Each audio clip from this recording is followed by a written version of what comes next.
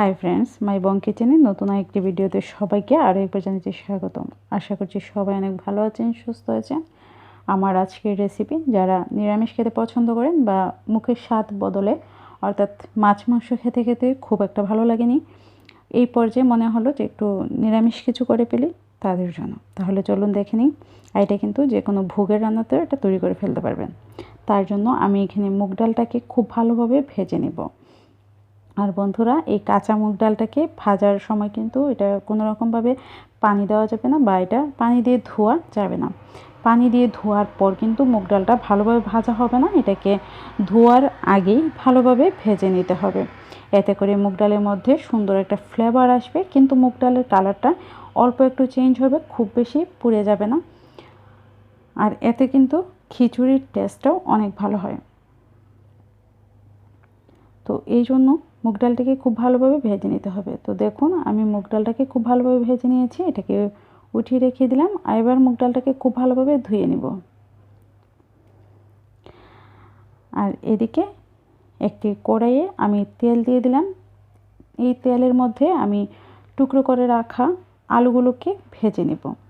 আর আলুগুলো ভাজার সময় কিন্তু এর মধ্যে আমি কোনো রকম হলুদ বা লবণ কোনো কিছুই ব্যবহার করব না। আলুগুলোকে খুব ভালোভাবে ভেজে নিতে হবে।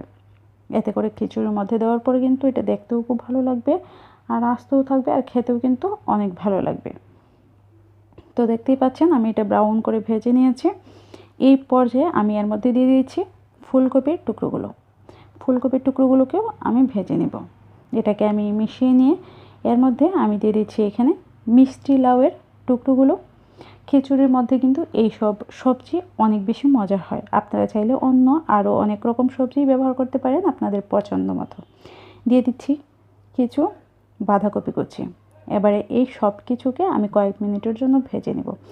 এতে করে সবজির মধ্যে যে একটা কাঁচা গন্ধ থাকে সেটা চলে যাবে, আর খিচুড়ির মধ্যে এই সবজিটা দেওয়ার পরেও কিন্তু অনেক ভালো লাগবে। তো দেখলেন সবজিগুলো ভেজে আমি নামিয়ে নিয়েছি।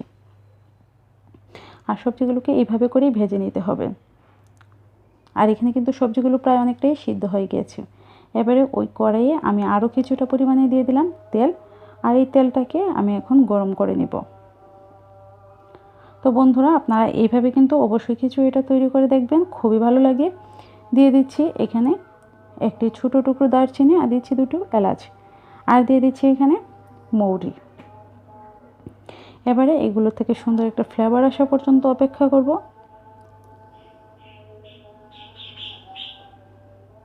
তো দেখতেই পাচ্ছেন, এবারে আমি এর মধ্যে দিয়ে দিব আদা বাটা। আর আদা বাটাটা কিন্তু অনেকটাই বেশি পরিমাণে দিয়ে দিতে হবে।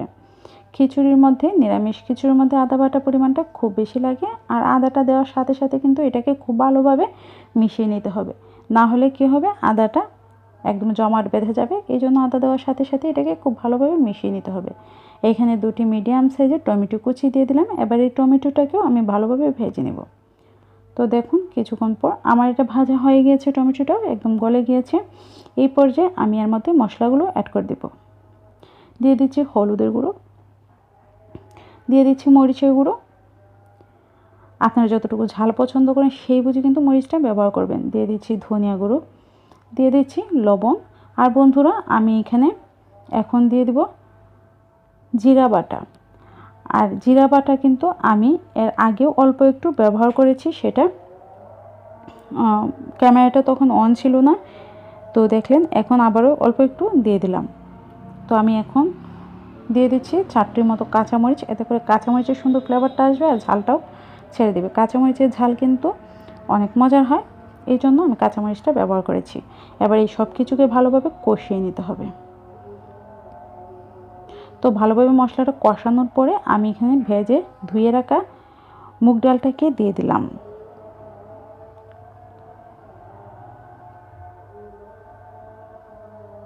আর দিয়ে দিচ্ছি এখানে ছানার ডাল, ছোলার ডাল। এই ছোলার ডালটা কিন্তু খিচুড়ির টেস্টটা অনেকটা বেড়িয়ে যায়, এই জন্য এখানে আমি ছোলার ডাল ব্যবহার করেছি। আপনারা চাইলে অন্য অন্য ডালও ব্যবহার করতে পারেন। দিয়ে দিচ্ছি আমি এখানে চাল। এই চালগুলোকেও আমি ভালোভাবে ধুয়ে নিয়েছি। আর এটা আমি আতপ চাল নিয়েছি, আপনারা চাইলে কিন্তু পোলার চালও ব্যবহার করতে পারেন আপনাদের পছন্দ মতো। তবে আমি এই খিচুড়িতে কিন্তু নর্মাল আতপ চালই ব্যবহার করব, কারণ পোলাওর চালে একটা স্মেল থাকে, আমি চাচ্ছি না পোলাওর চালে সেই স্মেলটা আসুক। এখন এটাকে আমি ডালটাকে মশলার সাথে খুব ভালোভাবে মিশিয়ে নিব। আর বন্ধুরা, আমার রান্নার সুবিধার জন্য কিন্তু আমি এখানে একটি হাঁড়িতে, বেশ বড় সাইজের একটি হাঁড়িতে আমি পরিমাণ মতো পানি ফুটিয়ে নিয়েছি। এবারে এই পানির মধ্যেই আমি আমার চাল ডালের মিশ্রণটা দিয়ে দিচ্ছি, কারণ আমার কড়াইটা যেহেতু ছোটো, এই জন্য কিন্তু এটা ভালোভাবে হবে না। এই জন্য আমি এটা একটি পাতিলের মধ্যে উঠিয়ে নিচ্ছি। তো দেখতেই পাচ্ছেন আমি এখানে চাল ডালের মিশ্রণটা পানির মধ্যে দিয়ে দিলাম। এবার এটাকে আমি মিশিয়ে দিয়ে দিচ্ছি পানির সাথে। এতে করে খিচুড়িটা খুব ভালো হবে আর সব কিছু খুব ভালোভাবে সিদ্ধ হয়ে যাবে। এবার আমি এটাকে ঢাকা দিয়ে জাল করে নেব। আর বন্ধুরা, এটা কিন্তু মাঝে মাঝে নাড়িয়ে দিতে হবে। আর অপর পাশে আমি বাঁধাকপিটা রান্না করার জন্য আমি এখানে নিয়ে নিচ্ছি কড়াইয়ের তেল, দিয়ে দিচ্ছি একটি তেজপাতা, আর এটা একটু স্পেশালভাবে তৈরি করা হবে। দিয়ে দিচ্ছি দুটো শুকনো মরিচ।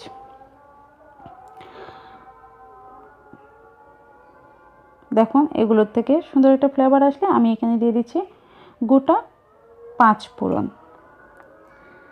আমার এই সব কিছু যখন সুন্দরভাবে ভাজা হয়ে যাবে আর একটা গন্ধও সুন্দরভাবে ছড়াচ্ছে, যেটা আমি পাচ্ছি, তো এই সব কিছুর থেকে গন্ধ ছড়ানোর পরে আমি এখানে একটি মিডিয়াম সাইজের টমেটো কুচি দিয়ে দিয়েছি।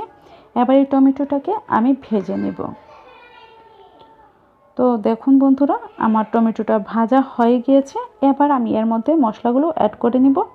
দেখতে পাচ্ছেন টমেটোটা ভাজা হয়ে গেছে। মশলাগুলো এর মধ্যে আছে হলুদ, মরিচ, জিরা আর হচ্ছে আদা বাটা।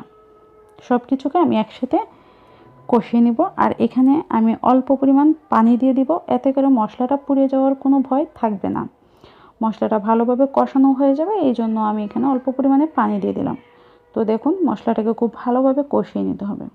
খুব ভালোভাবে কষানোর পরে আমি এখানে দিয়ে দিব আমি আগের থেকেই বাঁধাকপি আর আলু, নতুন আলু সিদ্ধ করে রেখেছিলাম, সেটাকে আমি এই মশলার মধ্যে দিয়ে দিলাম। এবার এই আলু আর বাঁধাকপিটাকে মশলার সাথে খুব ভালোভাবে মিশিয়ে নিতে হবে।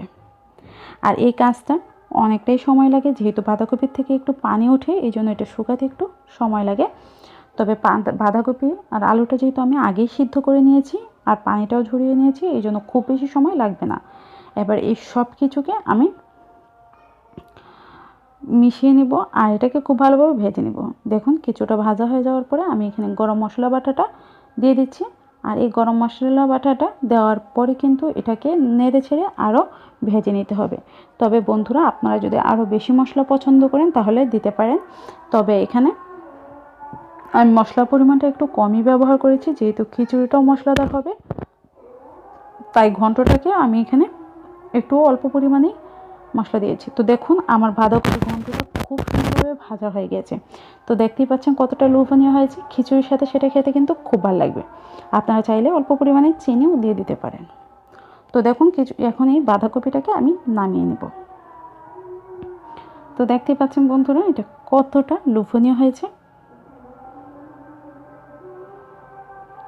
আর খিচুড়িটাকে কিন্তু একটু পর পর নেড়ে ছেড়ে দিতে হবে, নাহলে নিচে থেকে লেগে যেতে পারে। তো দেখুন, বাঁধাকপি ঘন্টটা রেডি হয়ে গেছে। এবার এটাকে আমি সাইডে রেখে দেব। আর এদিকে দেখুন, আমার খিচুড়িটা অনেকটাই পানি এটাকে নাড়িয়ে নিয়েছি। যদি এটাকে ঢাকনা খুলে নাড়িয়ে না নেওয়া হয় তাহলে নিচে থেকে পুরো লেগে যাবে।